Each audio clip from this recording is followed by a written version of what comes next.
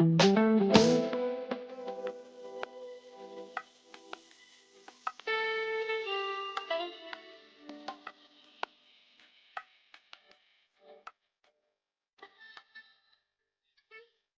Everyone, आप सभी का स्वागत है मेरे यूट्यूब चैनल द इकोमैन में। और आज हम डिस्कस करेंगे एम मोड, मोशन मोड और एलवी इजेक्शन फ्रैक्शन कि किस तरीके से हम एलवी का, हार्ट का इजेक्शन फ्रैक्शन निकाल सकते हैं। क्या फॉर्मूला होता है, कैसे क्या क्या चाहिए होते हैं हमें इजेक्शन फ्रैक्शन निकालने के लिए और कैसे देखते हैं। और आखिरी में हम सीखेंगे कि क्या सही तरीका क्या है इजेक्शन फ्रैक्शन निकालने का। सो मेरे साथ बने रहिए। Let's make the easiest way to learn echocardiography.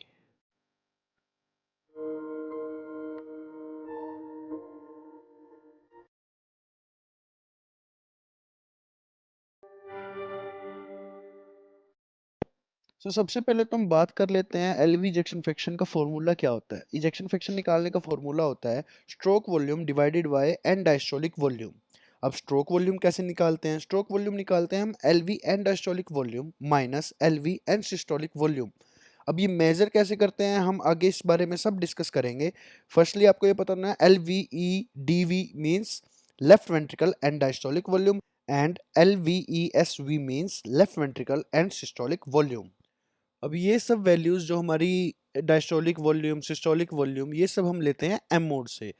तो अब हम जानेंगे कि एम मोड लेते कैसे हैं, सारा कुछ जानेंगे एम मोड के बारे में। एम मोड के लिए हमें व्यू का पता होना चाहिए कि हम किस व्यू में लेते हैं। Answer is PLAX view, parasternal long axis view. Best तो यही है कि प्लेक्स व्यू में ही हम मोस्टली हम प्लेक्स व्यू में ही लेते हैं एम मोड। तो एम मोड को लेने के लिए आपको प्लेक्स व्यू के बारे में भी पता होना चाहिए। तो अगर आपको व्यूज़ के बारे में नहीं पता है तो मैंने व्यूज़ की वीडियो अपनी डाली हुई है, सारा व्यूज़ के बारे में उसमें बताया गया है, आप वो वीडियो जाके मेरे चैनल पे देख सकते हैं। प्रोब पोजीशन पता होनी चाहिए आपको कि कौन सा, कहाँ पे हमारा प्रोब है, फिर कौन सा ल्यूमेन है, फिर कहाँ से कट करेगा। वो चीज़ें मैंने पुरानी वीडियो में डाली हुई है, आप वो देखिए, आपको सब समझ में आएगा। और किस सेगमेंट, कौन सा सेगमेंट है, कौन सा ल्यूमेन है, कौन सा aorta, LA and all of this things. So अब हम जानेंगे कि क्या एम मोड कैसे लेते हैं, कहाँ से कट करते हैं और क्या क्या हमें उसमें देखने को मिलता है। एंड जो एलवी इजेक्शन फ्रैक्शन निकालने का फॉर्मूला मैंने जो बताया है, ये फॉर्मूला सही है। आपको जस्ट इसके बारे में नॉलेज होनी चाहिए। वैसे तो आपको मशीन में ही इजेक्शन फ्रैक्शन मिल जाएगा, इजेक्शन फ्रैक्शन मशीन निकाल के दे देगी, लेकिन आपको नॉलेज होनी चाहिए कि इजेक्शन फ्रैक्शन बेसिकली होता क्या है, आता कैसे है। आपको ये इस चीज़ की अगर नॉलेज नहीं है तो एम मोड का भी कोई वो नहीं, आप एक रट्टा लगेगा वो, और कुछ नहीं है।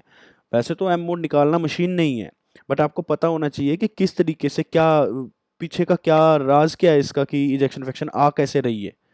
वो चीज़ अब हम देखेंगे। एम मोड लेने के लिए सबसे पहले तो आपको फोकस होना चाहिए कि आपका जो व्यू है वो क्लियर होना चाहिए। एम मोड हम लेते हैं basically in PLAX view, parasternal long axis view, जिसमें हमें पहले चैम्बर्स का पता होना चाहिए, जैसे this one is L A, this one is L V and this one is aorta and this one is interventricular septum, this one is L V lumen and this is posterior wall. तो cut कहाँ से करना है? सबसे पहले तो हमें यह पता होना चाहिए कि कट कहाँ से करना है। एलवी को कट कहाँ से करना है? हमें बेजल सेगमेंट से, जो हमारे एलवी के बेजल सेगमेंट्स हैं, हम वहाँ से कट करेंगे एलवी को एम मोड लेने के लिए। तो हमारे बेजल सेगमेंट कौन कौन से हो गए? Basal anterior IVS and basal posterior. मैंने एम मोड लगाया तो मैंने कट कहाँ से किया? बेजल सेगमेंट से। तो क्या देखने को क्या मिल रहा है हमें? सबसे पहले हमारा आया interventricular septum, then LV lumen, this is mitral valve cusps and this is posterior wall. अब सेकंड थिंग आपको क्या ध्यान में रखनी है इसमें? सेकंड थिंग आपको फोकस करना है कि सिस्टोलिक और डायस्टोलिक फेज कौन सा है, क्योंकि आपको एलवी एंड डायस्टोलिक वॉल्यूम भी लेनी है और एलवी एंड सिस्टोलिक वॉल्यूम भी लेनी है। तो ये सब आपको मिलेगा कैसे? वो ऐसे मिलेगा जब आप एलवी एंड डायस्टोलिक डायमेंशन और एलवी एंड सिस्टोलिक डायमेंशन लोगे, तब आपको अपने आप ही एलवी एंड सिस्टोलिक वॉल्यूम भी मिल जाएंगे। तो सिस्टोलिक और डायस्टोलिक को कैसे हम आइडेंटिफाई करेंगे? सिस्टोलिक मीन सिस्टोल करना, कॉन्ट्रैक्ट करना। कॉन्ट्रैक्ट मतलब स्क्वीज करना। स्क्वीज कैसे करेगा? अंदर की तरफ।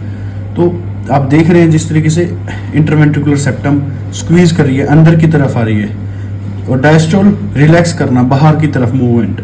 तो contractivity, this is contractile phase and this is relaxation phase, this is systole, this is diastole. तो हम मेजर करेंगे इस चीज़ को कि कैसे मेजर किस तरीके से करते हैं। तो हमने मेजर एलवी स्टडी एंड तो हमारी यहाँ पे वैल्यू आना स्टार्ट होगी इस साइड। तो ये हमारा पहले हम देखेंगे अपना डायस्टोल में इंटरवेंट्रिकुलर सेप्टम, ये आ गया हमारा interventricular septum D, D means diastole,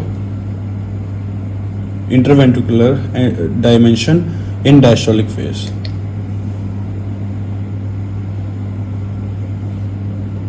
left ventricle posterior wall इन डायस्टोलिक फेज, वो हमारी आ गई है।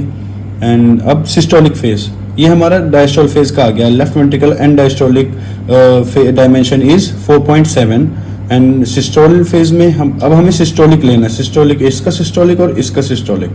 तो ये आ गया हमारा सिस्टोलिक फेज में LV dimension in systolic phase is 3.0। तो जैसे हमने एलवी डायमेंशन इन डायस्टोल में लिया और सिस्टोल में लिया, तो हमारे पास end diastolic volume and systolic volume दोनों के दोनों आ गए। अब end diastolic volume is 102 and systolic volume is 334।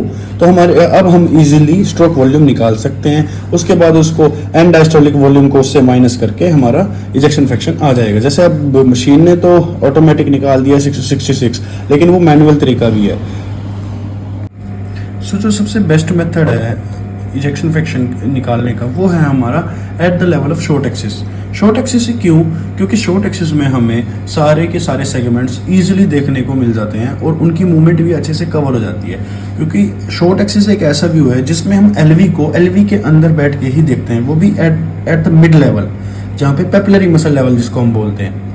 क्या मतलब कौन कौन से सेगमेंट हमें दिखते हैं, जैसे interventricular septum and anterior, lateral, inferior, posterior, सारे के सारे सेगमेंट अप्रोक्सीमेटली हमारे कवर होते हैं और उसकी मूवमेंट भी हमें अच्छे से कवर, सारे के सारे को हम अच्छे से एनालाइज कर सकते हैं कि किसकी मूवमेंट कम है, किसकी ज़्यादा है।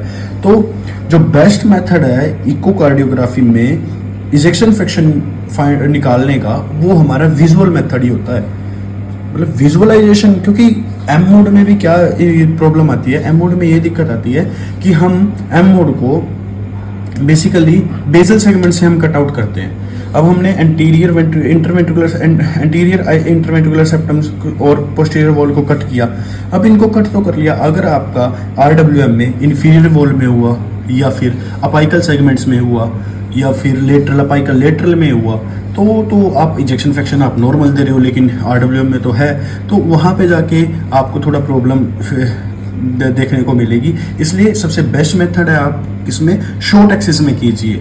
ये नॉर्मल पेशेंट्स में आप अपना एम मोड यहीं से निकालोगे, सब में एम मोड यही निकालोगे, लेकिन जो इजेक्शन फ्रैक्शन है, आपका जो प्रॉपर इजेक्शन फ्रैक्शन है, वो आप शॉर्ट एक्सिस को देख के जिस सेगमेंट में आपको कोई भी प्रॉब्लम लग रही है, उस सेगमेंट को अच्छे से एनालाइज करके ही उसके बाद ही आप अपना फाइनल इजेक्शन फ्रैक्शन देना। सो गाइस, इस वीडियो में इतना ही। उम्मीद करता हूँ कि आपको इजेक्शन फ्रैक्शन के बारे में अच्छे से समझ में आ गया होगा। अगर आपको कोई भी डाउट लगे, कुछ भी प्रॉब्लम आए, तो आप कमेंट सेक्शन में बता सकते हैं। मैं पूरी कोशिश करूँगा कि आपका डाउट क्लियर हो। Thank you so much guys. Please like subscribe जरूर करना और शेयर भी करना।